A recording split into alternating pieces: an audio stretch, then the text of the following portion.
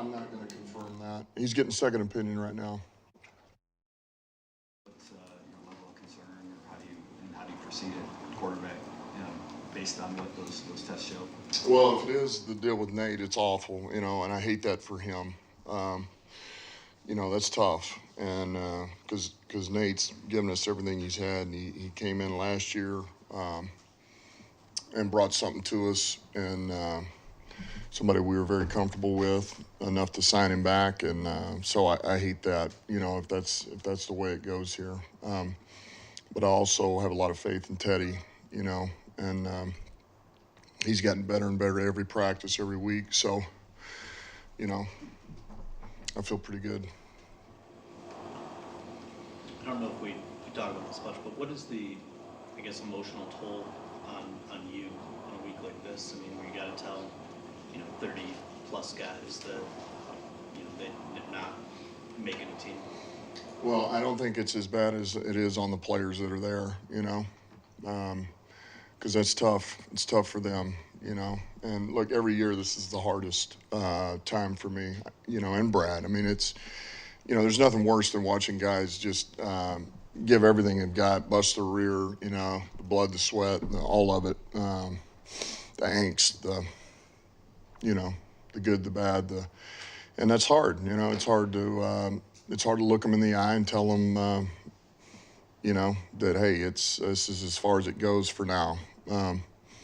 But there'll be a number of guys too that you didn't make it on this maybe the 53, but we want you back here, and if it doesn't work out somewhere else or somebody's not willing to claim you, there's a reason why we want you back, because we feel like you can help us. And I mean, our practice squad players play.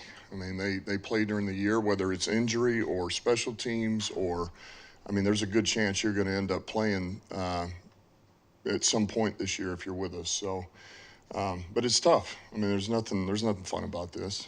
One of the things that Chase Lucas had said last week to me was that you, at the beginning of camp, explained to players that just because you're cut here or don't make it here, there's a lot of talent and depth. How different is the scenario and kind of the framework of the guys you're cutting this year as opposed to 2 years ago? Like, some really talented players will now be let go. Yeah, it's a lot different. It's a lot different. I do feel like that we are more talented, and it's not just more talented, but the players that we're letting go too are man, they're just the way they're made up. Any team would love to have them. The way they work, they're smart, they're pretty instinctive guys, and they've produced. They got good tape. So, we're far better off. How many decisions do you have left to make? You released a few. It's tough to say. We're close, but we still have, there's a number of moving pieces between here and then looking out, on the other 31 teams too. And where does is there a piece there that fits here? Or how does it, relative to what we already have here? And so we're close, but we still have, there's a little bit of flux we have to go through here. You actually reviewed the tape. I think we all saw maybe some of the playmaking elements that happened in the Carolina game, but how much did that final addition impact some of these late decisions for you? Yeah, I would say it certainly affected a few guys. It certainly did. There were some really good performances in there. And as a whole, I thought the guys played really well, and really to a man, you would say a vast majority of our team, I thought, got better, and we talked about the details, the fundamentals of it, being better on third down, passing the stunt games up front. I already told you, defensively, we had some guys playing positions they'd never played. We got defensive tackles playing DNs at the end of that game, and just battling, but we were better, and fundamentally we were much better. And you come away there again with 4 turnovers. That's encouraging. You're always going to feel good about that defensively. So it was good. A lot of guys did some really good things. lot of people were wondering about your decision not to play some key starters, you know, like let's say Goff, Amon-Ra, like examples. Does the injury to Nate kind of validate, I guess, some of that decision making of making sure these guys are, you know, not lost in preseason? I mean, you can go either way. And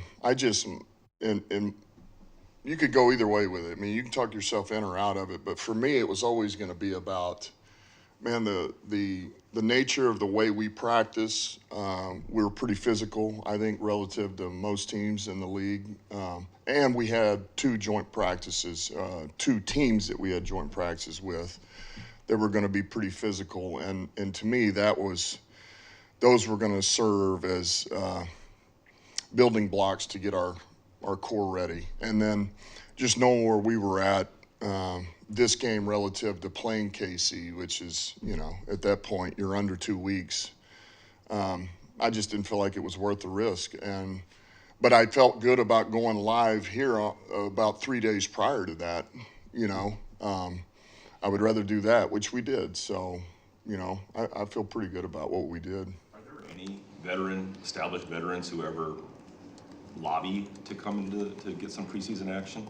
Oh, yeah. Well, yeah, we get some of those guys, you know, and that's hard, you know. A guy wants to go play, but it's kind of like, I get it, but you're not going unless this player's going. And if that player's going, then that player's going. And if that player's going, then that player's going. So, and pretty soon you might as well do it all. It's either all or nothing a little bit in that regard, particularly offensively, you know. You mentioned some of those guys playing out of position. Durden was one of them. Just, I don't know, thoughts on maybe what he was able to do. It seemed like he showed up, you know. It was pretty impressive, you know. I mean, he did a couple of things, you know. You saw the long arm over there on the edge. He just picked him up and put him right into the quarterback. So it was good to see. I mean, there was, you know, that was a little bit of something we, you know, we like Durden. There's a reason he's here, but that's pretty intriguing, right? You know, it shows a little bit of flexibility out of him and, you know, maybe some versatility. So it was good.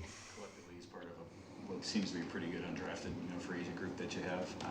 I don't know if you've seen the group. You know, so you've got a couple guys that can potentially make the 53-man roster here, and maybe some good depth players overall.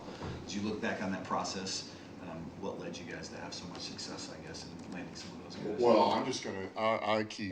I'll keep pushing that to Brad. I mean, that's Brad and our personnel department, you know, our college scouts. I mean, because they're in these schools and they're building a relationship with these guys too. And if it doesn't work out in the draft, you know, they've kind of already built those ties and have told them, hey, man, we may have a spot here for you. And the guys that come in here know they're going to get a chance to compete too. And I mean, the agents can tell them that. Look at us over a 2-year period. I mean, we have rookies. We've had rookie free agents that have started for us, and so that helps, you know. But that's all Brad and his crew, man. They do an unbelievable job. Unfortunately, injuries always kind of impact your decisions here. So I'm just curious if you have updates on guys like Iffy, Julian, maybe even Mosley. Yeah, not right now. I mean, you know, certainly J.O. didn't come back in the game, so I don't see him practicing today. You know, E-Man's doing well, but he's somebody we'll discuss tonight on whether do we keep him on PUP, do we take him off. He's close, but he's doing well. You know, Iffy, he's not going to practice today. It's day to day. We'll see. Hopefully know a lot more when they come back off this break on Saturday. Wanted to follow up. Has the league given you any sense that maybe any relief regarding Jameson being allowed to receive any training or treatment here? Nope. No, he can't. Or No, they haven't given us anything. You mentioned earlier about the practice squad and how you can, you know, tell them you have an important role here, and a lot of those guys play. I'm just curious. I'm not maybe familiar with all 31 teams, but it seems like you guys have less roster churn at the bottom of the churn than anything I've experienced, at least here. You know, whether that's practice squad or even the 90 minutes, pretty consistent through training camp. What goes into that philosophy? What's the value of kind of keeping together the guys that you bring in from the start to the finish? Yeah, I think it's not that it doesn't happen at times, because you're always looking to see if you can upgrade. But I think there's also, as much as you can, I think it's important that those guys, that there's a reason why you want them back, and it's because they understand our system. But we also have we've built a rapport with these guys too, you know. So there is a level of trust, and you feel pretty good about that relative to somebody you bring in off the street you don't really know about, or from another team, because even then it's going to take a minute to get them acclimated to, you know, how we go about our business, our terminology, all of that. So I just think as much as you can, keeping those guys intact too. I mean, they're very much a part of our team, and they need to think that way, and I want them to think that way. Like it's really, you know, to me, it's, and I understand it's a 53-man roster, but it's really not. It's a 60-man team. It's a 69-man team is what it is.